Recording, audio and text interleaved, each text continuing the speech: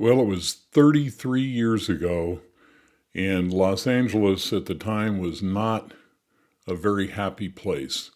It was 1992, and we were experiencing the Rodney King riots. My life was falling apart. It seemed like Los Angeles was falling apart. The real estate market was on its back. But I'm telling you, my life was coming completely unglued. And I looked in the mirror and I didn't like what I saw. Now, during that time, I had no idea that I could call a therapist and get some help. It would have never occurred to me. So what I did, though, was I asked every time I had this anger come up, I saw my arrogance and my pride, I realized I had work to do. And I looked in the mirror and I said, show me what I'm not seeing. There's something I'm supposed to be learning here, and I'm obviously not getting it. And that was 33 years ago. Well, after months of seeking, the answer came to me, and it came to me in the form of a mystical awakening where everything changed in my life. And what happened next was I made the decision to become a therapist. And believe it or not, it's about a 6-year process. And that led me to become a therapist. And after years, I discovered somebody else had experienced the same awakening that I had experienced. And I discovered something hidden in his teachings that I want to share with you today. So welcome to Mastering Thought. We invite you to soar with us. I'm Dr. Mark Waller. I've been a licensed marriage family therapist for 26 years, and we really appreciate you supporting the channel and joining us. So what is the secret hidden in Eckhart Tolle's teaching that unlocks awakening? That's what we're going to explore there. Now, for those of you who might not remember or know Eckhart Tolle, he's extremely famous for writing the book, The Power of Now, and also another one called The New Earth, A New Earth. And The Power of Now, believe it or not, about 20% of the people that come to see me as a therapist have this book sitting on their shelf. That's how gigantic a bestseller it was. He was on Oprah numerous times. And what happened to me, how I had read this during my journey, it took me, after my awakening, it took me probably about 12 years to integrate what actually had happened to me. And reading Tolle's material was part of that. But along the way, and here's the picture of Tolle, taken as a screenshot taken from a video that we're going to refer to today. But years later, after I was very familiar with Tolle and I was kind of doing my thing, I ran across a video of Tolle that I'm going to share details with you today that I think contains a secret that I want to share with you, and it's the core of the teaching that I do with clients when they come to me. And so Tolle is a spiritual teacher and author, as I said, best known for his books, The Power of Now and A New Earth. He was born in Germany in 1948, and Tolle experienced a profound personal transformation in his late 20s, which marked the beginning of his journey as a spiritual guide. And as I recall, it was such a profound awakening experience for him that he spent about 2 years just sitting on a park bench drooling, looking at the grass grow, which is not unusual when these things happen. So he had quite an experience. And Tolle's teachings focus on the importance of present moment awareness as a path to spiritual awakening. He emphasizes the detrimental impact of the ego and the mind's identification with thoughts and emotions, which he argues leads to dysfunction and unnecessary suffering. We've covered all of this in numerous of our videos on the channel here. According to Tolle, true liberation and peace come from recognizing one's true identity beyond the ego, which he often describes as the inner stillness or the being that exists in the now. And some of these slides I'm going to show you today are a little busy, so feel free to pause the video, to read them more thoroughly if you'd like to. I know that's a little crowded with text here, or go back and look at it at a later time to get the words right. But here, he encourages practices like meditation and conscious presence to help individuals transcend their minds' limitations, ultimately fostering a deeper sense of peace, connectedness, and enlightenment. Okay, so what happened was years after I had been exposed to Tolle's teachings, I ran across a video on YouTube. And this was the video. This was an interview done, and I'm guessing this was about 15 years ago. May have been a little longer than that. Anyway, this is Dr. James Doty at Stanford, and I may be mispronouncing his name. If I am, I apologize. And so this is about an hour and some minutes length interview. It's excellent. If you're interested, you can watch the first 13 minutes, and that just pretty much summarizes what we're going to talk about today.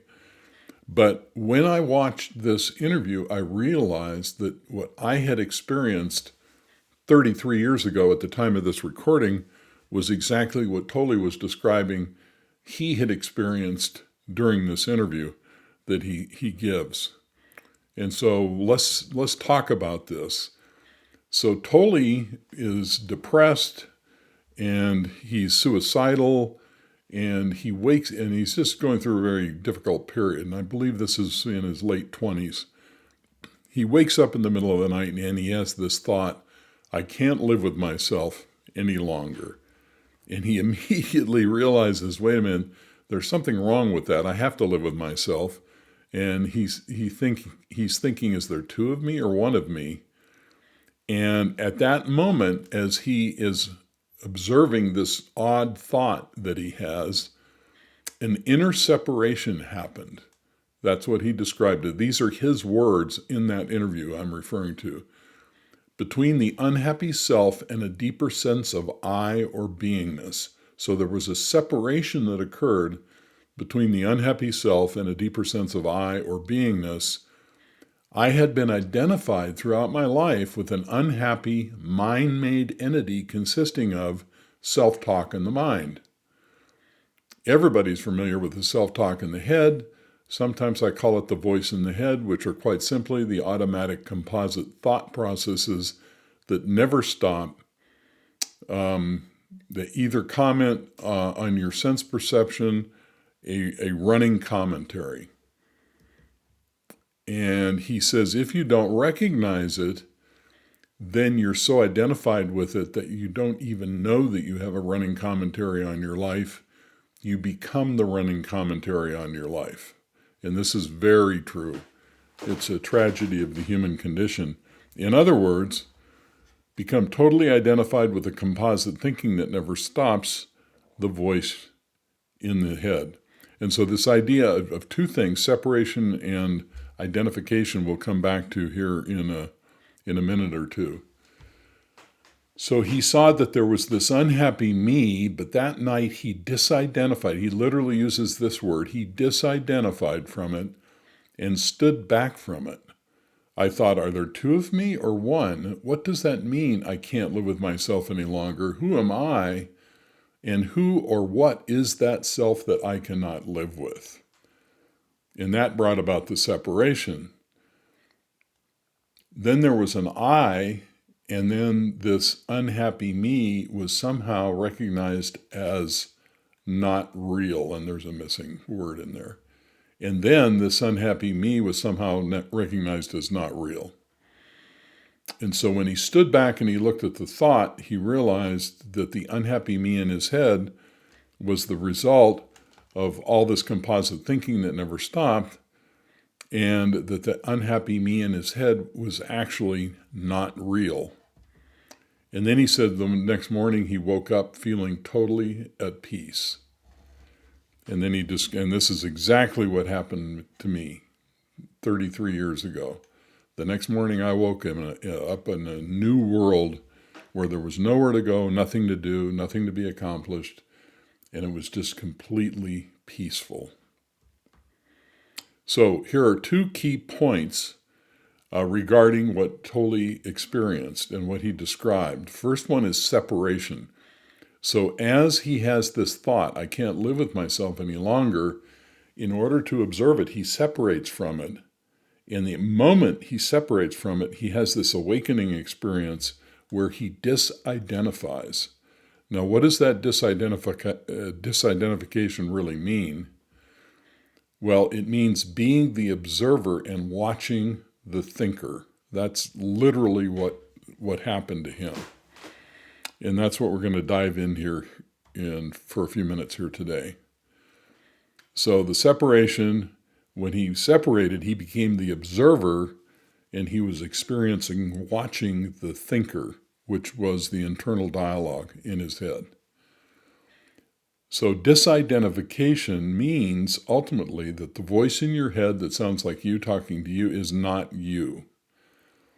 And that's the core of my teaching and where I want to go with this today. So the question then is, how do we experience disidentification? Well, I have come up with an exercise. Now, for Tolle, my impression is, and I don't study his methods on a daily basis, I have an enormous amount of respect for his teachings and his point of view. I believe, most of what he's doing now is meditation, mindfulness, paying attention to presence and things like that. I've come up with a separate way of teaching this concept of disidentification so people actually embody it and experience it in their lives. And here is the exercise. So this is out of order.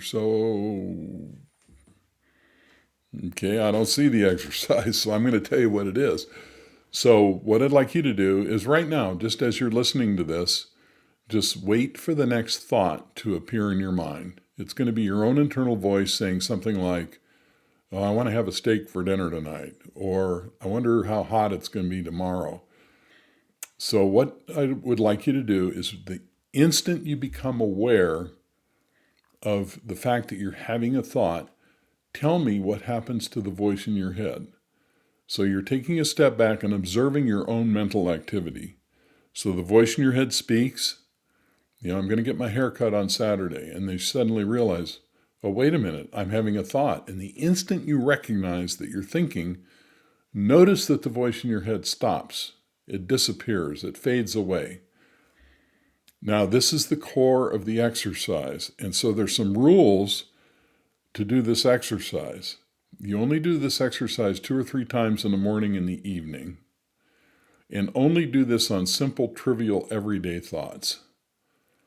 So when the voice goes away, that is the end of the exercise. Don't analyze it. Don't look for an outcome. Don't overthink. Now, this is a big problem. I teach this day in and day out to my clients because it creates an awakening experience. And so the two things that I find that they do more often than not are the two things on the bottom here.